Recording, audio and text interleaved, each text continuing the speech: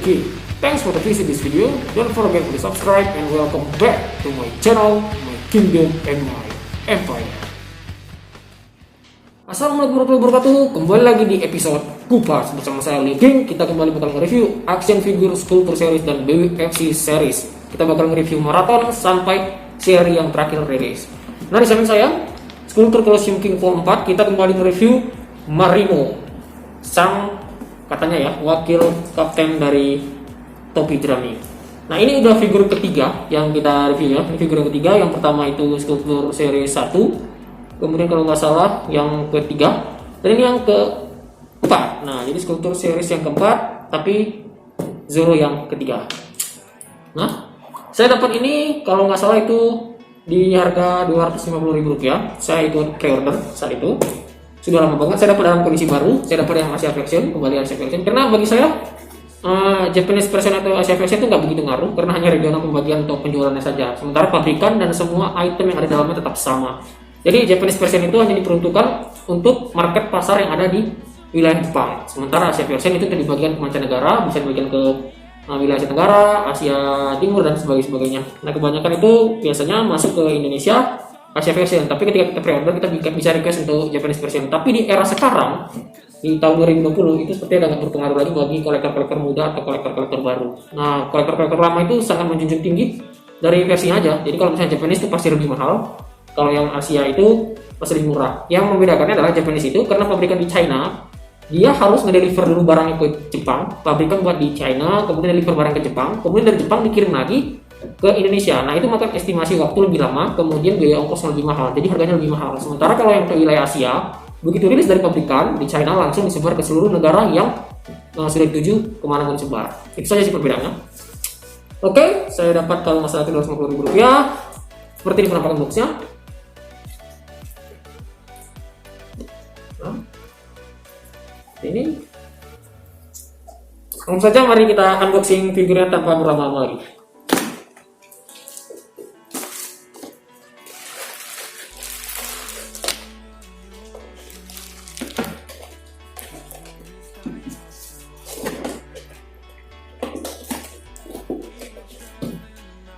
Ya, kita dapat 2 buah bungkus pedangnya, kemudian kita dapat 1 bungkus besar seperti ini. Oke, langsung saja mari kita masuk ke sesi otak-atik untuk melihat lebih detail seperti apa isinya, seperti apa itemnya, dan seperti apa detailnya. Nah, itu figur yang kita dapat ya. Seperti biasa, terutama mari kita keluarkan terlebih dahulu dari bungkusnya untuk kita lihat satu persatu detailnya apa saja yang kita dapat dan kita terima.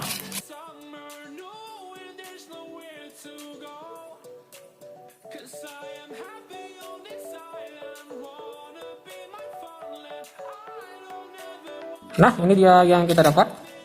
Pertama kita dapat base-nya lumayan besar, base-nya shiny, transparan seperti biasa. Kemudian kita dapat ikat pinggang atau sabuk, nah, seperti ini.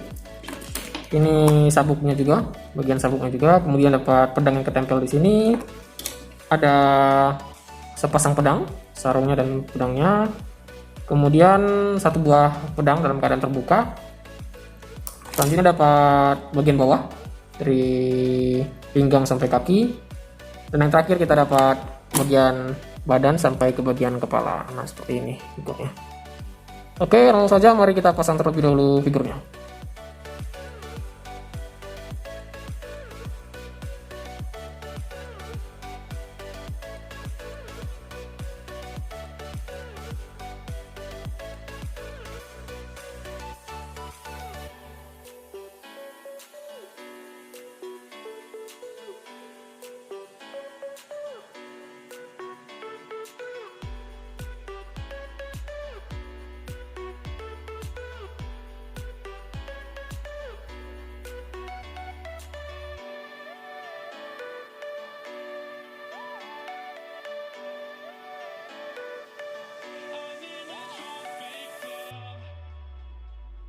Nah, ini dia action figurnya.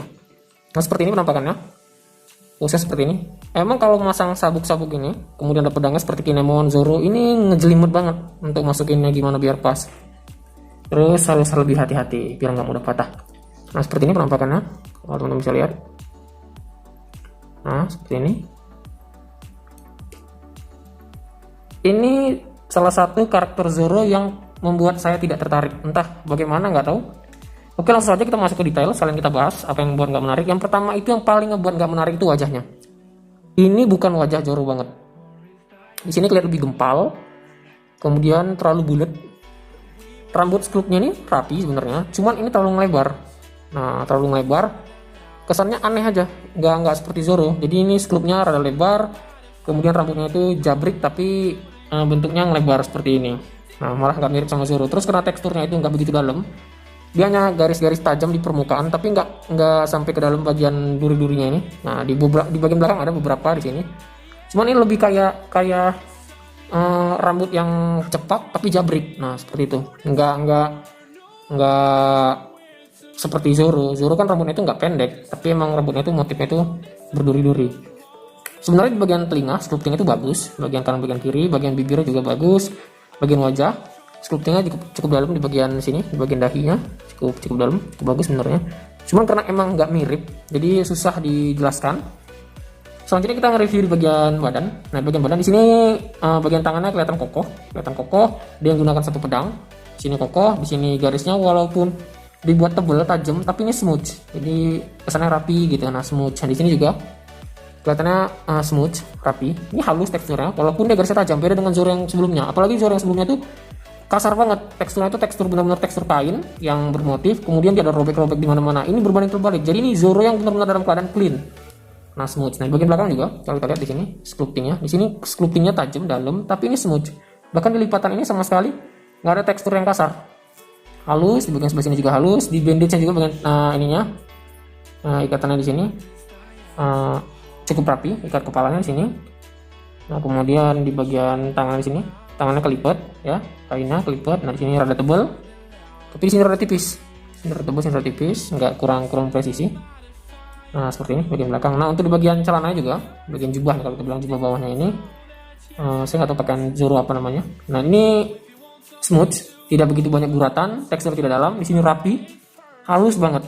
Nah, halus banget. Kemudian di bagian sabuknya, di sini juga halus. Kita lihat di bagian depan juga, bagian depan seperti itu. Nah, ini halus. Ini seperti kain ketarik biasa aja, dari sini kemari ketarik gitu kan. Di sini smooth. Malah kelihatan seperti terpal gitu. Terpal tenda gitu. Jadi ini smooth kayak ketarik gitu kan. Di sini teksturnya rapi, di sini rapi. Ada beberapa motif di bagian kakinya. Di bagian kaki seperti ini. Seperti ini, kemudian sebelah sini juga seperti ini. Nah, di sini lipatan-lipatan. Ini cukup bagus. Sebelah sini cukup bagus bagian lipatannya. Lipatan sepatu. Kemudian bagian belakang seperti ini. Pedangnya. Jadi pedangnya dua buah itu nempel. Nah, ini ketarik mulai satu. Ini dua buah nempel, sedangkan yang satu tuh kepisah, nempel di sabuk. Ntar saya geser dulu biar nggak bengkok. Nah, udah. Nah, di sini dia nempel satu ke sabuk, kemudian di sini kepisah. Oke. Langsung saja di bagian dalam juga seperti ini, sederhana. Bahkan di sini sculptnya itu nggak dalam, cuma nah tuh garis langsung aja gini. Nah, sebelah sini juga dalam. Dia nggak nge-sculpt ke bagian dalamnya. Untuk sculpt saya kasih nilai 3 untuk detailnya. Ini salah satu dari yang sejauh ini kita review ya. Ini salah satu yang paling terjelek. Saya suka yang kemarin, Sculptor Colosseum King 3, kemudian yang pertama yang dia megang dua pedang, dan ini yang sejauh ini terjelek. Nanti ada beberapa Zoro lagi. Yang pasti lebih keren. Nanti bakal kita review apakah ini tetap menjadi yang paling bawah atau ada lagi yang lebih jelek. Nah, pedangnya seperti ini. Nah, pedangnya di sini kecil, kelemahan besar tuh. Atau jadi ini kan seharusnya kalau pedang samurai itu kan nggak tebal di sininya, dia lurus saja bareng. Cuman karena mungkin ini dibuat seolah-olah kayak kita nengok dari sudut pandang, jadi kan ini kan lebih ke depan, jadi dibuat lebih besar gitu. Nah, jadi dia menggunakan perspektif. Nah, nge-sculptnya menggunakan perspektif. Nah, seperti itu. Oke, selanjutnya untuk coloring juga sama seperti sebelumnya. Ini standar, warnanya full hijau, sama sekali nggak ada motif shadingnya atau gradasi atau apa. Di bagian sini juga polosan banget. Bagian jubahnya ini sangat disayangkan. Ini nggak dikembangkan untuk coloring. Jadi ini polosan warna hijau tua, tapi dibuat dop. Nah, bagian bawahnya juga polosan warna hijau tua, dibuat dop. Sabuknya warna merah marun, dibuat dop seperti itu. Ini sederhana banget. Nah, untuk bagian tangan coloringnya juga single tone. Di sini juga single tone. Oke, single tone, sama-sama single tone di sini. Nah, padahal bagian tangan ini bagus menurut sculptingnya. Cuman yang lain tuh nggak ngikutin gini gitu. Kenapa nggak dibuat tajam, gagah? Ini kelihatan kayak nggak tahu ini sculptingnya cowok apa cewek kali ya. Ntar saya lihat. Sculpturnya cowok padahal. Tapi teknik nge-sculptnya itu lembut banget, halus banget. Kurang cocok aja untuk Zoro. Untuk coloring karena semuanya standar, saya kasih nilai 3 juga. Nah, seperti ini. Oke, selanjutnya kita bakal nilai size.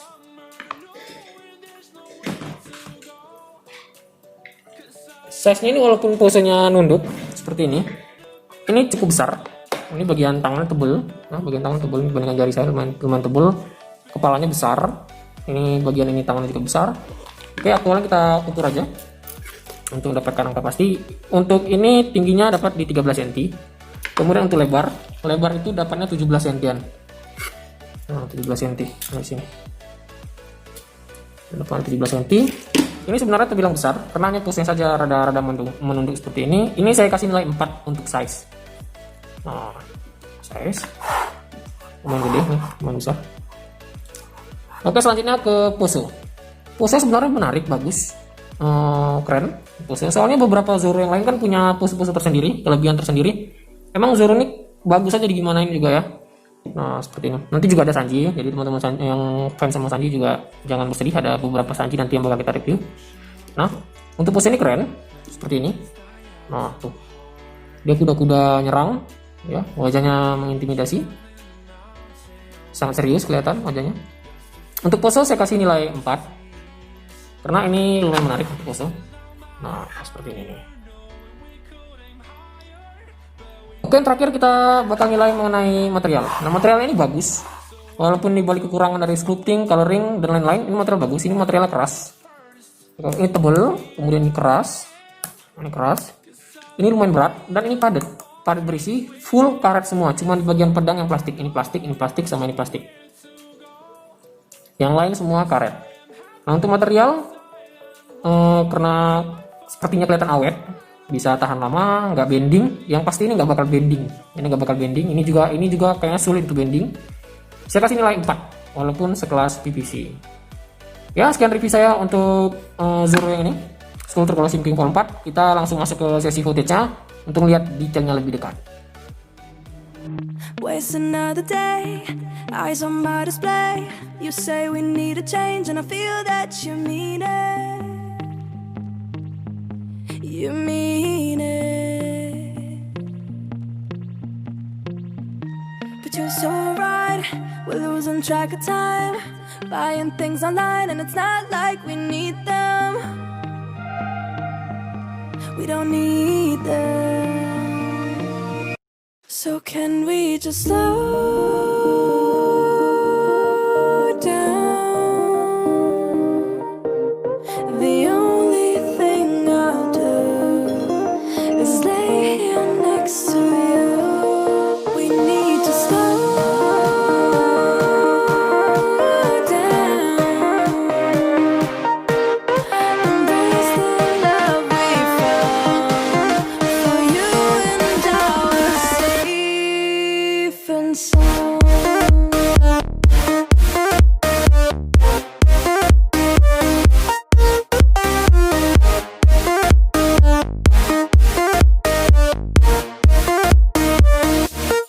And we just slow down.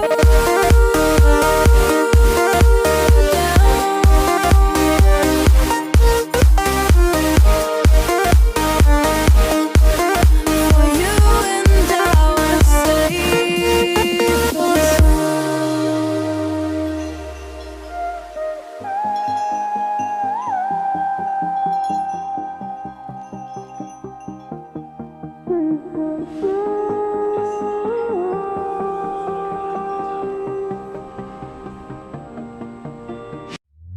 We were on the run, rocking around the clock.